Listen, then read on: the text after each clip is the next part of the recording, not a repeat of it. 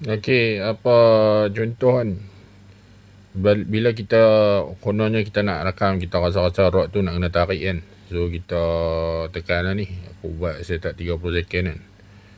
Okey, rasa-rasanya nak ada tarik kedok, tak tahulah ni kan. Tapi kalau sepanjang 30 second tu tak ada tarikan, kita tak tekan rekod atas ni, so dia tak ada simpan apa-apa. Dia tak ada akan simpan apa-apa file pun. Rasa-rasa tak ada, kita off balik je ni. Okay, so ni kita tunggu 30 second lah. Kita tunggu 30 second. Okay, 20 habis dah. Okay, 30 second tak ada apa kan. So tak ada apa, kita off balik ni. Kita off balik ni. Lepas tu tak ada apa. Tak ada apa, dia tak record. Dia tak record.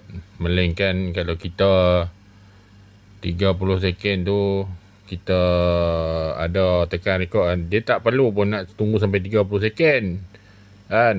Tangan duduk ni tu, lepas tu tiba-tiba strike. Strike geng.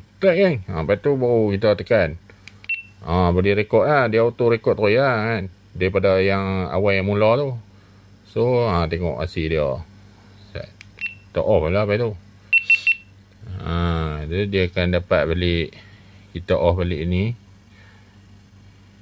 So kita off balik, kita buka balik video tadi kan. Tunggu sampai 30 second. Kan. Tangan duduk ni tu. Lepas tu tiba-tiba strike. Strike geng. Lepas tu baru kita tekan. Boleh record lah. Dia auto record terus lah kan, daripada yang awal yang mula tu. So tengok hasil dia. Macam tu lah. Kalau tekan record baru dia tangkap. Kalau tak tekan record, dia tak record lah. Okay.